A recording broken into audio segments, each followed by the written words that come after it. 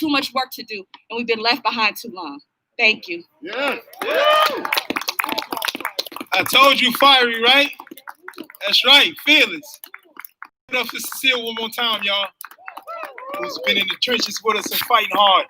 At this point, I also want to bring up a longtime partner of ours, executive director, no stranger to this side of town, has fought with us and been at the head of the game when we think about housing and addressing the foreclosure crisis back in 2007, and it's been with us ever since, really masterminding, trying to really build dignified homes and space for not only the Latino community, but for all our communities, and really working alongside us. Let's give it up for Jeff Bartow, y'all. Let's give it up, Jeff, from Southwest Organizing Projects.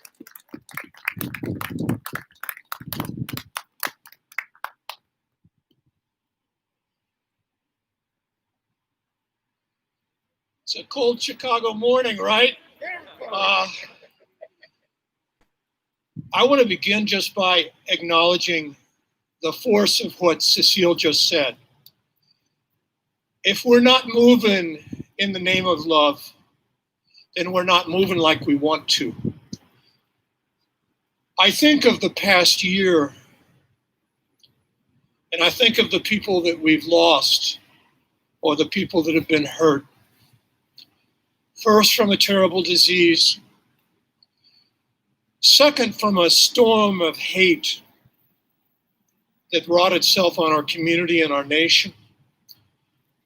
And then I look at the responses on the ground in this neighborhood, at Iman, at St. Rita's, at so many other institutions across the South Side. We're in tough. Shamar and I talked the other day, and he mentioned the notion of the fierce urgency of now. And he also talked about patience. And I said, how do we hold those together? In my faith tradition, we talk about the hastening that waits, the movement toward the kingdom that's waiting for the response. When I look at the ground in our neighborhoods, and I see that we still have almost 300 vacant homes that have not been brought back to life, to the opportunity for families to live and occupy and thrive in them. When I see the same house on the southwest side being at less than half the price of the same home on the far north side, it's a source of real concern. When I see that for every dollar spent in a loan to a white family, 13 cents is spent on loans to Latino families and 12 cents to Black families, I know we have work to do. We have deep structural work to do. In this neighborhood, working together with the institutions I named and others, we have been able to, in 120 block area, reduce the number of vacant houses from 93 to 8. That's because of our collective work. It's because of deliberate patient building and taking ourselves into action and then learning from the actions we take. That's the work before us. Let's do it. Thank you. Give it up for Jeff. Thanks, Jeff, so much for blessing us with your presence and reminding us. And with that said, we want to keep the program moving. I know it's cold. We want to acknowledge first and foremost, as I bring this young man up, a political ally of ours, Alderman of the 17th Ward, who stepped up to the challenge of really helping us submit this memorial in his ward, in his district, and is on the ground and on the front lines every day with us, believes in the work. Thank you. Let's give it up for the Alderman David Moore, y'all. Woo. Amen. First of all, giving honor to God. I hope you guys can hear me through this mask. I need to keep it on. I'm just glad I wore my long johns, first of all. But I'm excited to be out here. I see one of my great colleagues. He's doing great work, and I'm sure she'll probably get an opportunity to speak. Commissioner Bridget Gaynor, I love you so much. Appreciate you so much and everything that you do. As Cecile said on Dr. King Day, we always, and we should quote him. And what I'm always reminded of, and one of my favorite quotes, and I'll probably always say it at every Dr. King speech, is that I may not remember the words of my enemies, but I promise you I won't forget the silence of my friends. I'm reminded of people who've been in leadership that's done great work, like Reverend Michael Flager, who we're keeping in prayer in the entire situation. I remember who stood with Dr. King and under the powers, and I'm telling you, back then, political power was ultimate power. And Richard J. Daley told him, if you allow Dr. King to speak at your church, I will not give you the resources to build your new church. And I was a little boy when that fellowship was being built. And for 7 long years, because Reverend Evans let Dr. King speak, the steel structure of that building was rusted because Richard J. Daley kept his word. But at the end, that building got completed because Reverend Evans stayed on his word and God stayed faithful to Reverend Evans. Yeah. And I look and I remember all these people, and all I'm thinking about is legacy. Legacy is, what are you doing? Don't be silent, not just with your voice, but with your sacrifice. Dr. King sacrificed. Reverend Evans sacrificed. And so when I see Iman out here doing the work that they're doing, sacrifice. When I see Teamwork Inglewood out here doing what they're doing, it's sacrifice. When I see Rage and other organizations out here doing what they're doing, it's sacrifice. So I'm not going to always remember all the words of these enemies and things that's going on that Cecile talked about. But I promise you I'm going to remember the silence of my friends. So don't be silent, not just with your voice, but don't be silent with your actions and be willing to sacrifice. And that's the legacy of Dr. King that you can continue to carry on. God bless you all. Thank you, David. Alderman Moore. Give it up again for Alderman Moore. And as he said, I want to bring up Commissioner Bridget Gaynor, who's also been a partner with us in this work, a master behind the scenes in allowing our work to flourish with our housing work in Inglewood. So thank you so much. Let's give it up for Commissioner Gaynor. Well, it's tough to be the last speaker on a cold day, but I'm going to keep it going. Marquette Park, this neighborhood, you could argue, is like a microcosm for every act of justice that has gone on in our city when we think about the last 30, 40, 50 years. Camille O'Day and the Southwest Organizing Project, obviously everything that went on with Dr. King. And you come back now, the foreclosure crisis, but it's like what David said. The reason that we're here today and the reason that there is so much happening and the reason that there is reasons for joy is because people aren't silent and they keep their actions going. And so when you think about the block by block work on vacant housing and what Iman is doing to give people work and the dignity of work, it's those steps every single day that mean that we're standing here together in solidarity and not in despair. And so I just want to say, I so appreciate this partnership. I appreciate when I look around even this gathering here today, all the institutions that are vital to our city, our churches, our community organizations, our political leadership, our individuals, neighbors. We're just groups of neighborhood people. And in order to make that better and in order to make this the city that we want to live in, it's what we do every day. So I can't be more humbled than to be in the presence of people who get up every day and do those small things that push life forward and make it the city I want to live in. As I always said, half the reason I want to do this work is so my children come back here and live with me till I die. So that to me is the elemental reason. for getting up every day and doing this, but thank you to everybody. And I want to tell you, I'm honored to be included in this, and onward. Thank you. Woo! So the only difference is, Commissioner Gaynor, you're not the last speaker, so good thing. Good. With that said, I also want to bring up a huge advocate of ours.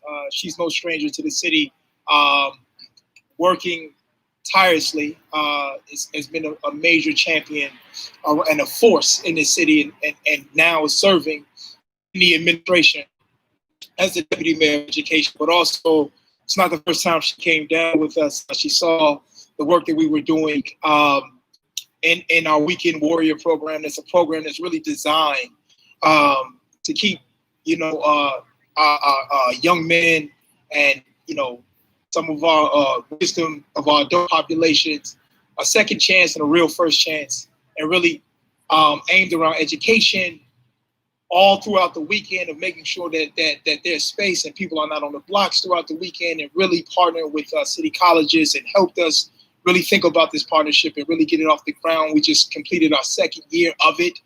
So let's give it up for Deputy Mayor Sybil Madison, who's been a strong partner with us. Let's give it up, y'all. I know it's cold, but let's give it up, y'all. She came out with us today. Oh, good morning. Sneakers were the wrong choice, I think.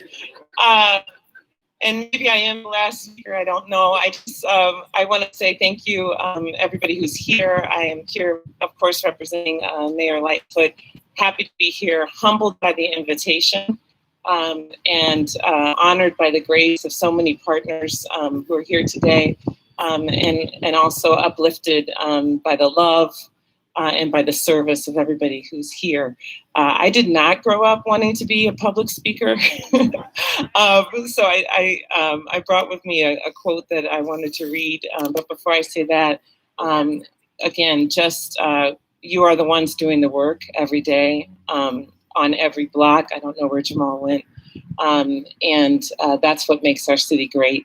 And I just want to say thank you. This is a quote that lifted me up yesterday. A church member read this quote by, and I'm only going to read part of it, by a woman named Clarissa Pincola Estes, an activist, a Jungian psychoanalyst, a Latina.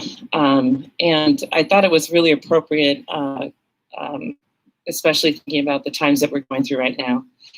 We have been in training for a dark time such as this since the day we assented to come to Earth. For many decades worldwide, souls just like us have been felled and left for dead in so many ways, over and over, brought down by naivete, by lack of love, by suddenly realizing one deadly thing or another, and not realizing something else soon enough, by being ambushed and assaulted by various cultural and personal shocks in the extreme. We all have a heritage and history of being gutted, and yet remember this especially, we have also of necessity perfected the knack of resurrection. Over and over again, we have been the living proof that that which has been exiled, lost, or foundered can be restored to life again. This is as true and sturdy a prognosis for the destroyed worlds around us as it was for our own once more mortally wounded selves. Though we are not invulnerable, our risability supports us to laugh in the face of cynics who say fat chance and management before mercy, and other evidences of complete absence of soul sense. This, and our having been to hell and back on at least one momentous occasion, makes us seasoned vessels for certain. Even if you do not feel that you are, you are. Even if your puny little ego wants to contest the enormity of your soul, the smaller self can never for long subordinate the larger self. In matters of death and rebirth, you have surpassed the benchmarks many times. Believe the evidence of any one of your past testings and trials. Here it is. Are you still standing? The answer is yes. And no adverbs like barely are allowed here. If you're still standing, ragged flags or no, you are able. Thus you have passed the bar and even raised it. You are seaworthy. In any dark time, there is a tendency to veer toward fainting over how much is wrong or unmended in the world. Do not focus on that. Do not make yourself ill with overwhelm. There's a tendency too to fall into being weakened by perseverating on what is outside your reach, by what cannot yet be. Do not focus there. That is spinning the wind without raising the sails. We are needed. That is all we can know.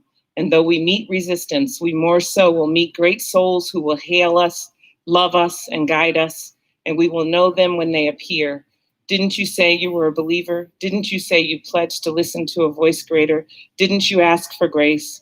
Don't you remember that to be in grace means to submit to the voice greater? You have all the resources you need to ride any wave, to surface from any trough.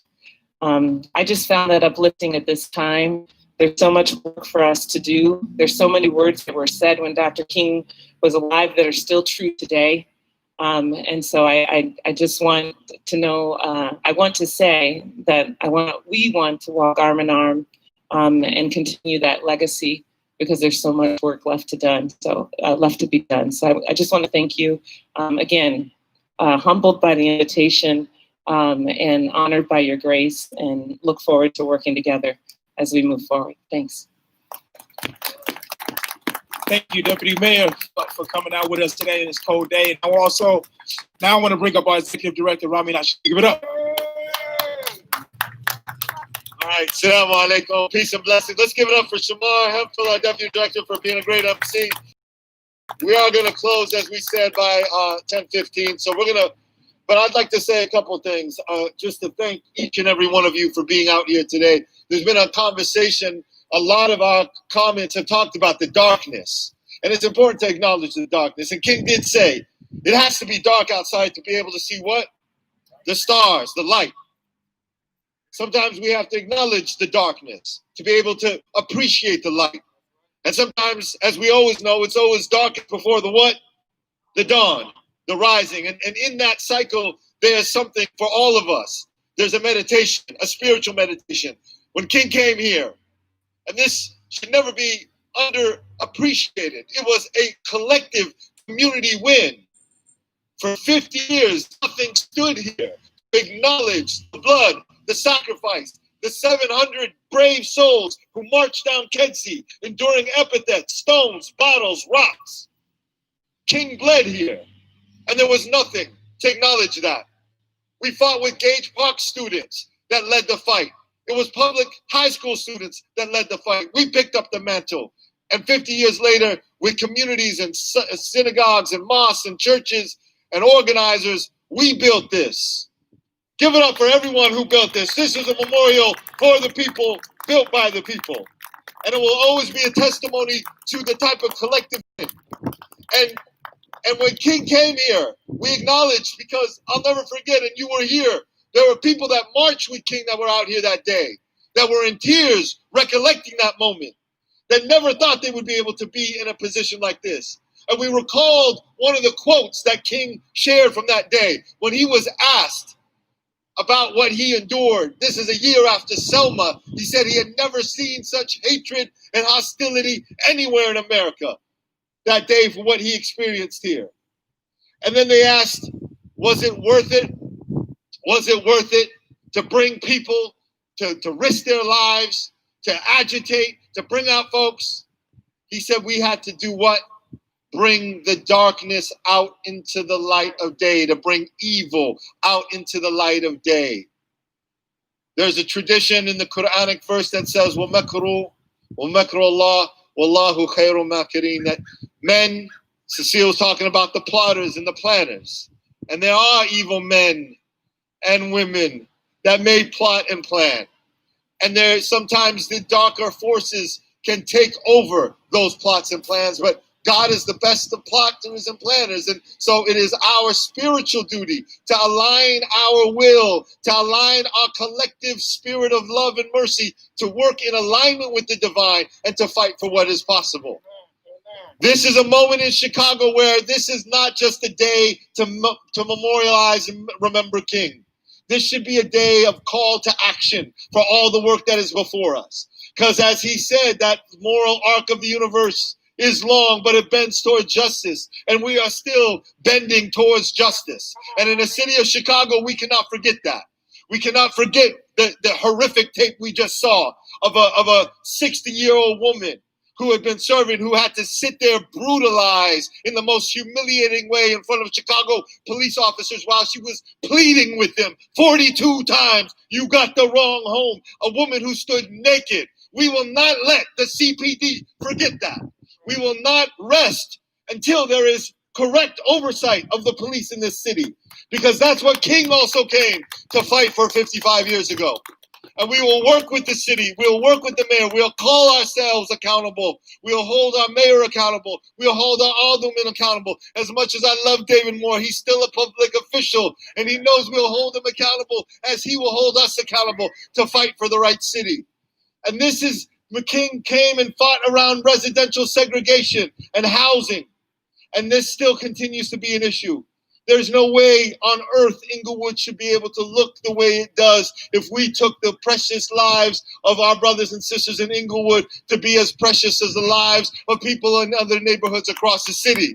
It is a criminal state of affairs. And so the type of action we must wage right now is not just to celebrate King once a year. We must commit to that ongoing fight, that ongoing struggle for equity and justice. I am happy to say that in 6 months' time, when we come back here on the 55th anniversary of King, we'll come, and with Jamal Cole, we'll have a 5K race on that day that will be in the park. We'll have folks that come out and celebrate. We'll have another event or two, but most importantly, we'll also be able to have lights that we'll build up here in the park so that this can continue to be a communal gathering for our families and our neighbors. We'll be able to do a small touch-up on the memorial, but hopefully by that point, we'll be able to announce the opening of a fresh market on 63rd and Racine.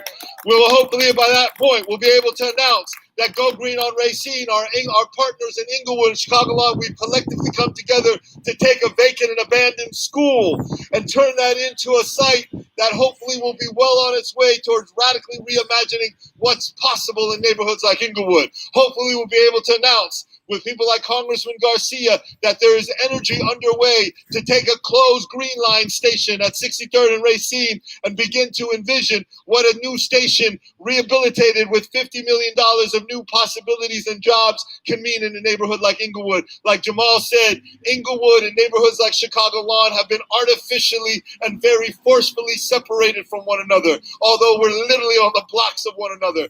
Neighborhoods across the city have been segregated from one another, and there have been powers that have been able to benefit from keeping us separated. Now is the time to take up the legacy and mantle of King seriously and not get lazy simply because we think there's a new power logic in DC, which we're grateful for. But now more than ever, we must continue to fight locally for the realities that we all want to see. And neighborhoods like Inglewood and Chicagoland and Pilsen and Little Village and Austin, they must become part of one committed reality. Collectively, we must fight for the dignity of all of our brothers and sisters across the city, across the country, and across the world. Thank you for coming out today. Thank you for being part of this struggle. Thank you for the gainers who've been with us so often, standing in cold gatherings, whether it's here or downtown. Thank you for our Deputy Mayor Sybil. Thank you for our aldermen. Thank you for all the public officials that continue to fight the fight and who are willing to be agitated. I called Sybil the day after I saw that tape and said, I'm going to give you hell because you deserve to get hell from us, right? As long as you're ready to work with us and collectively, radically reimagine. When we have public officials like Sybil Madison that are willing to come and listen to the people, feel their pain, God willing, collectively, we will work towards that future. Thank you, Father. Thank you, Rabbi. Thank you all for being here. And God willing, we will continue the fight. Assalamu alaikum. Peace and blessings be upon you all. All right, thank you. Be looking out, y'all. Thank you to all the partners as well. And Sadia is our sister closing us out with the violin. Can we announce her name too? It's Sadia? Oh, here we go. Here we go right here. Oh, sorry about that. Wendy Indy. Oh, and let's give it up for Wendy Indy, y'all. Let's give it up as she closes us out.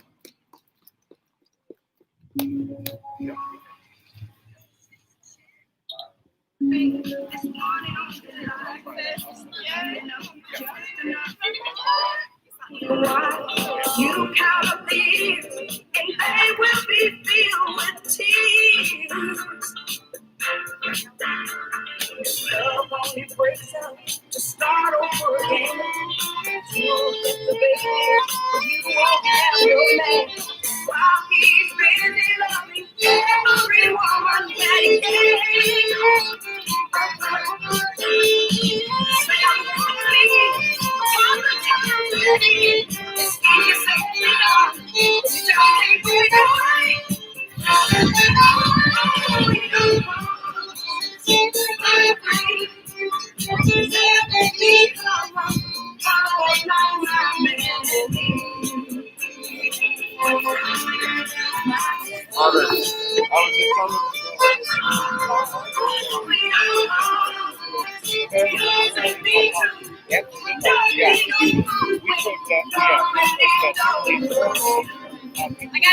All right, thank you so much. Thank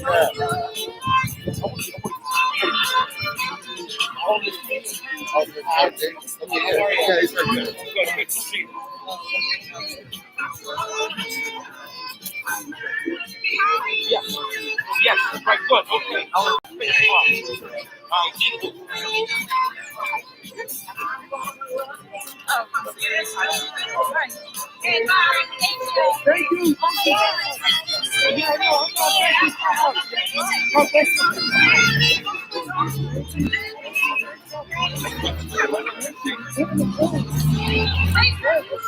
You saved the day. I gotta edit. I'm glad we were recording.